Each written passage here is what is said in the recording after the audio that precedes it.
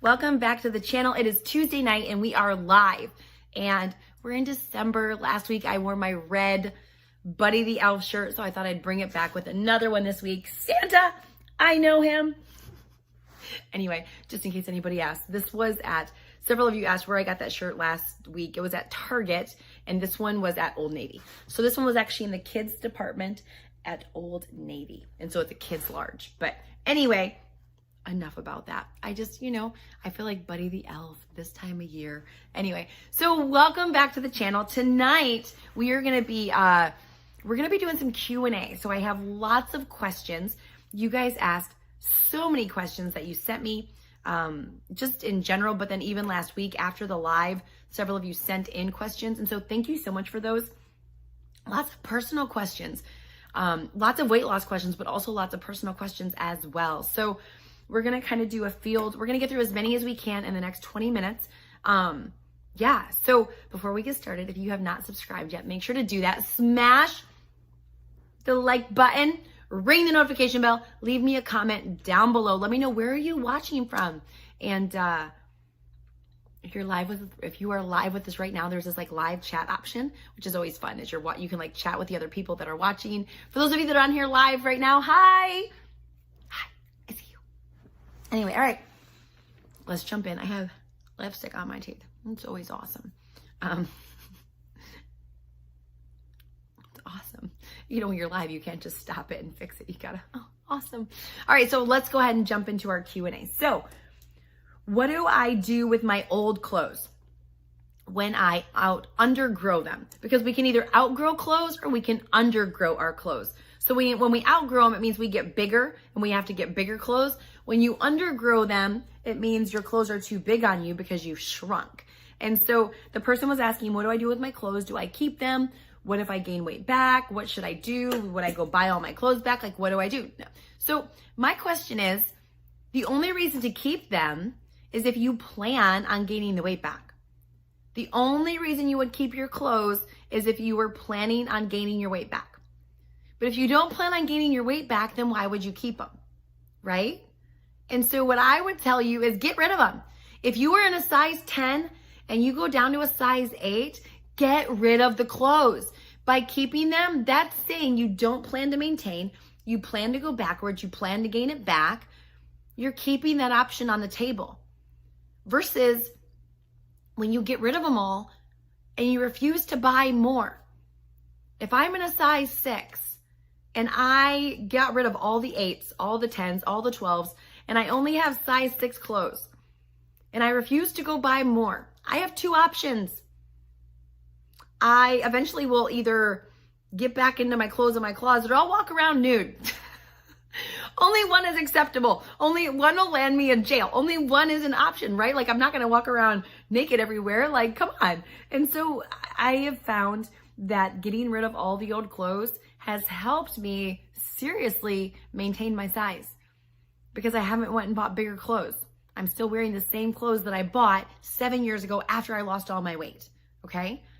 Because I got rid of everything else. The only thing I had was the things that fit me. So, with the exception of a couple pairs of pants that I kept just for dramatic photo purposes. My size 22 pants where I can fit in one leg of them.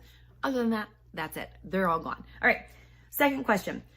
My spouse does not work out with me. How did you get your spouse to work out with you? Just keep going. Not quitting. Being committed and being consistent. Okay. You are your biggest influence on your spouse, okay? And what you do eventually will rub off on them. What you do long enough and what you're committed to. And so here's my question. If you are working out, are you working out for you or are you working out to get your spouse to work out with you?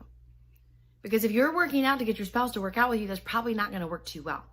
But if you're working out to improve your health, if you're working out to become the very best version of yourself that you can become, that's inspirational. That is powerful.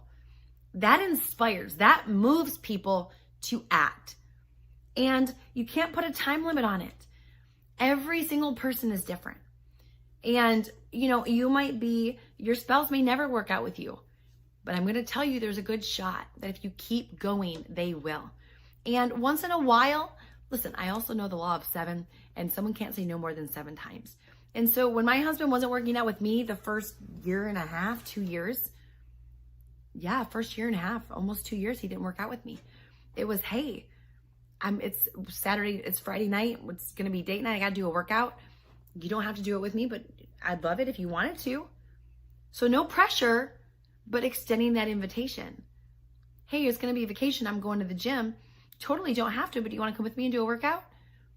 And most of the time in the beginning, it was no. But I never stopped nicely asking. I never got to a place where I was like, fine. He's going to keep saying no. I'm going to stop asking him. No, I still asked, even though there was a big 1.5 year long season where he said no. I still kept asking nicely. And when he told me no, I didn't say, fine. Keep your beer gut. Whatever, don't complain to me about it. No. Okay, great. I'll be back in 30 minutes. I'll see you then. Bye. No big deal. It was my thing, not his. And I couldn't put my thing on him. But I left the door open to know that I wanted him to be a part of it if he wanted to. And all of a sudden one day he just said, I'm going to work out with you. What are you doing? And it stuck. He started working out with me every morning. He works out with me 85% of mornings now. 15% of the time he doesn't. When he chooses not to, he chooses not to. That's on him, not on me. I'm working out for me, not him. That's my decision, not his. Does that make sense? So just keep going. Don't put any expectations on him. You can pray, you can invite, you can ask, you can keep asking. All right, 3rd question. Carmen, I have kids. How do I have no snacks in my house? Oh, that's so funny. Yeah, so I get this question a lot from moms and dads who are parents, and I say clean out the pantry, and they're like, how do I do that? I have kids. It's really simple. Your kids don't need 10 options for snacks in the house. More than 70% of adults are overweight and don't want to be, and more than 30% of kids struggle with a weight problem. And so weight, for many people, we gain weight as adults or as kids based on habits that we develop as kids. And one of the habits that a lot of parents are putting into their kids is all these snack foods. Having 5 options for snacks, 8 options for snacks, having meals and then snacks. The way it used to be before our country had such a weight problem. In a lot of different countries where they don't have weight problems, they don't have all of these snacks in the house. They just don't. They eat 3 meals a day. They eat breakfast, lunch, and dinner. That's it. They don't have snacks in all these other countries. But in America, Canada, parts of Europe, we have these, these overinflated grocery stores, these overinflated pantries, so many options. And it's really, we've conditioned our kids that that's a way of life. And they now feel entitled to their snacks. And it's like, no. And so it's okay for your kids to have less options. As long as they're getting 3 good meals a day, they don't have to have a snack every single night before bed. They don't have to have a snack in between breakfast and lunch. They don't have to have a snack, period. Now, I'm not saying don't ever give your kids snacks. My kids have snacks sometimes, especially on vacation right now. Like I got some fig bars over here. I got some beef jerky. We got a bag of chips, a box of chips. The ones you get at Sam's Club with all the different variety packs in it. One's sitting right over there. So I'm not saying don't have snacks. We're on vacation as well. We always have more snacks on vacations than we do at home when we're not on vacation. But my point is, you're not a bad mom for not giving snacks. You're not a bad mom for not having 5 options of snacks. You're just not. And so it's possible to have kids without having 10 options for snacks in your house. And it's just explaining to your kids, like I explain all the time, listen, mommy's job is to equip you to succeed as an adult. And when mommy became an adult, I had a weight problem and I wound up here. And part of the reason why I wound up there is I did not develop good habits as a child with food. I didn't know what serving sizes were. I didn't know any of that. So I don't want you to suffer the way mommy had to suffer. And so one of my jobs is to equip you so you know what's healthy, you know what's not, And you have habits that are going to help you have good health and live a long life. And so it's explaining to them, so I'm not some tyrant who's just trying to control, I'm not the snacks. No, I'm a mom who loves my kids. And I'm a mom who doesn't want to see them suffer the same way I suffered. Who doesn't want to see them carry the burden of weight that I carried around with me. And if someone wants to say them a bad mom because of that, that's their deal. And that's on them. But you're not a bad mom or a bad dad because you care more about your kids' health than you care about what they're shoving in their pie hole. That's all I'm going to say on that. Okay? And it gets me emotional because it really, as a parent, it's hard, right? We have this job to equip them to go out and succeed. And a snack is short-term gain. And it doesn't set them up to succeed in any area. If we teach them a life of snacking, it's also adding more spending to their budget, which isn't equipping them financially either. There's a whole bunch of different reasons. Anyway, next question. All right. How did I start after failing so many times? That's a great question. And to be honest with you, fear of failure kept me from starting for a long time.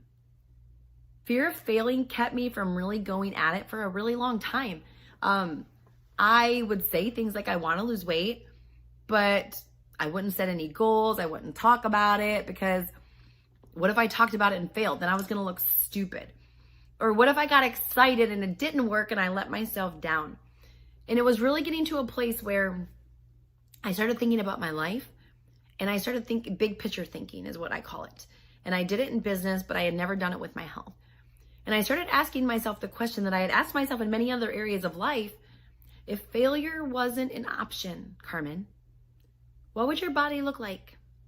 If failure wasn't an option, Carmen, where would you shop? If failure wasn't an option, what would your freaking life look like? And I started asking myself these questions inside of my health. And I began to dream again. I began to have vision again.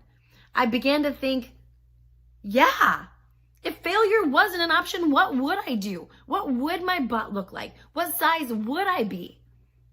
And as I began to go down that path, I started to dream again about what was possible and that I wasn't some lost cause. And so my question for you tonight is, if failure wasn't an option, what would your health look like? If failure wasn't an option, if quitting and giving up and giving in wasn't an option, where would you shop? What would you wear? Because this thing inside of you that wants to be healthy and fit and thin, have you noticed yet it's not going away? No matter how many times you fail, it's still there. It's not going away. So you're either going to stop tormenting yourself and get to the goal already, or you're going to go to the grave still dieting. I haven't dieted in 8 years because I freaking got to my goal and now I'm maintaining it. So I haven't had to diet. After over a decade of dieting, are you like, stop the diet culture? Oh, it freaking drives me batty. Just get to your goal. Stop tormenting yourself. This thing inside of you that wants to be healthy ain't going nowhere. It's been there all these years. Just get there. That desire was planted in you for a reason. So anyway, all right. How did I become a weight loss coach? That's a great question. So that was not ever my goal at all. It was a complete accident. I lost weight, and what happened is when you lose weight, people start asking you, how did you do that? What did you do? And I would just refer them to other people. And honestly, the reason why I did that is because I felt completely unqualified. Like I was like, okay, people were asking me how. I had been a weight loss failure my whole life. I had been morbidly obese. And I was like, listen, I'm the former fluffy girl. Don't ask me. Like, I just got to this fit, skinny body. I don't know. I just knew here. And it was finally like, no, Carmen, like I finally had the revelation after referring hundreds of people elsewhere. No, you're the perfect person. It doesn't matter how long you've been here. You've had to do the hardest thing, which is overcome where you're at to get to your goal. And so I stepped out on a leap of faith. I didn't know who was going to listen to me. I didn't know who was actually going to need this former fluffy girl's help. I didn't really know if I could help anyone or believe. I knew what I did worked. And as I started going and I started taking on clients, and you know, I'm pretty passionate, I'm pretty bold, and I'm pretty strong-willed when it comes to what I think and how I think and all those things. And so started taking on clients and giving them guidelines of what to do, what not to do, and started watching them lose weight, like fast, just like I did. And then we started this thing called The Biggest Transformation. And I took on the first season, it was 7 people. The second season, it was 8 people. The third season, it was 12 people. And season 4 is going to be starting in January, which I'm so excited about. So I started taking on people and walking them through this plan, same plan, and watching them have dramatic results. And it was just like, as I went and as I saw my system working, not just with me, but with other people, and like big results, like Bryce in season 3 losing 63 pounds in 12 weeks, Dana losing 46.5, Krista losing 45 pounds, Stuart 40 pounds. Like what? In 12 freaking weeks, like mind-blowing numbers. And my confidence just grew. And yeah, I'm pretty passionate. What I'm really passionate about is helping people get unstuck from where they're at to going from where they're at to where they want to go. So, is weight loss the only thing you coach on? It is not, actually. So this is a part of what I do, but I also, so I am a businesswoman, and that was where I started. And I actually used the things I used to grow business, I used in weight loss.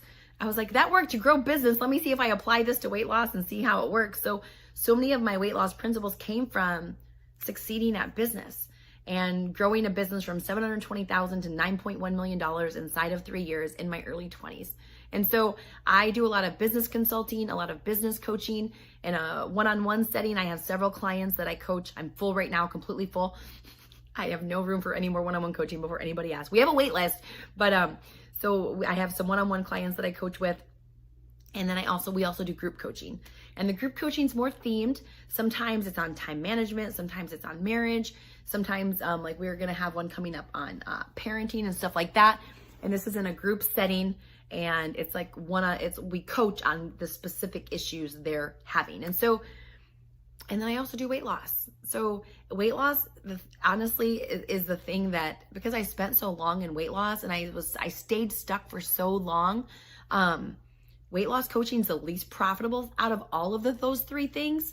But I'm so passionate because I was once there. I was once the fluffy girl. I was once the girl that had to shop in all the plus size stores. I was once the girl who was the biggest girl in every room. And I was able to go from there to where I'm at today, which still blows my mind. And so I get so passionate about helping other people just get unstuck, taking the limitations off their life and starting to believe in the impossible, going from ordinary to extraordinary. Oh, I could keep going. But yeah, so there's that answer. All right. Are you a Christian? Yeah, so you probably got that if you've watched any of the videos. I am a Christian. I was not. We grew up in a Christian home, but you know, I knew there was a God. Didn't know much about it. In my early 20s, I rededicated my life to the Lord. I was saved. I actually started reading. I read the Bible cover to cover for the very first time. Learned what the Bible said for myself through just learning it through a pastor or a preacher at a church, and yeah, it was pretty amazing. Prayer. We raised our kids with the Word and all of that. Yes, so I'm a Christian, I'm a believer, and it's really been such a blessing in my life so I'll stop there. But it's I'm very thankful for my relationship with the Lord, for my walk with the Lord, and for His blessings on our family, for sure. Would not be where I'm at, who I'm at today without my Lord and Savior. So, all right, do you allow your kids to snack? Yes, I do. So, on vacation, we definitely snack more than normal, more than we normally do. When we're at home, snacking is limited. Snacking is limited when we're at home. Again, it's 80-20. So just like I maintain my weight 80-20, it's the same thing with my kids. So like we're on a vacation here in Florida for 3 weeks. And so we're going to be going home like the end of this week. We've already been down here for several weeks. And so we'll be going home the end of this week. And so we've had 3 weeks of snacking. So when we go home, we'll be a couple weeks before Christmas. And we'll go 2 weeks where we will just not snack. Like we'll eat healthy, we'll rein it in, we'll get our energy back. And my kids just know, they will know we've had 3.5 weeks of eating crap that we're going to go a couple weeks without it. And so my kids snack when we are at home, but we have taught them things like portion sizes. So my kids naturally at this point, they'll say, hey, can I have Cheez-Its? I'll say, yeah, go get into serving. And I taught them at a young age. It wasn't, yes, but you can only have a serving size. It was just a natural thing to, yeah, you can have a serving. Or you can have half of a serving if it was, whatever. And so they will, now when they get their own Cheez-Its, they'll turn over the back and they'll say, okay, I can have 22. And they'll count out 22 Cheez-Its. And so, yes, my kids snack, but they're definitely taught wisdom. They're taught wisdom. They're taught that, snacking just because you can isn't always wise. And overeating and over snacking isn't always wise. It leads to health problems. It leads to weight issues. It leads to, spending more on food than what we need to. Again, it's all going to be poop in the toilet tomorrow. So yes, our kids do snack, but everything's in balance. Everything's in moderation. So they eat healthy more than they eat crappy, if that makes sense. Because it's about developing healthy habits that are going to help them succeed as adults. That's really, it's big picture thinking when it comes to their health. Okay. All right. Last question. Did I have plastic surgery after I lost weight? So yes, I did. And I have a whole series of where I talked about all the procedures that I had. So my biggest things I had were, I had a boob lift, and then they put an implant in to fill them back up. So they lifted up my boobs. I had breastfed 2 kids at that point for a total of 2 years. So, they were a bit deflated. I had a tummy tuck that was all in one surgery. And then I went back and had another surgery where I had a leg lift, where they lift the skin on your leg up. Out of all the surgeries I had, I would do them again, except the leg lift. I would not do that again. I believe if I would have waited and just kept going with my diet and exercise like I did, that skin would have corrected itself, because it already had almost all corrected itself. And so, but the boob lift, the implant, and the tummy tuck, no regrets, would do it all over again, all day, every day. I think they call it a mommy makeover. And so, but I do have an entire video series on that where I talk about the cost, the things that I wished I would have known, the recovery, all of that. It's a plastic surgery series right here on the channel. So anyway, thank you so much for watching tonight. If you have not, make sure to smash the like button, leave us a comment. We will be back live next Tuesday, same time, same place. And tomorrow, Wednesday, we will have another episode of The Biggest Transformation right here on the channel. So thank you for watching. We will see you next week. Bye. Hasta luego. Sayonara. That's all I got.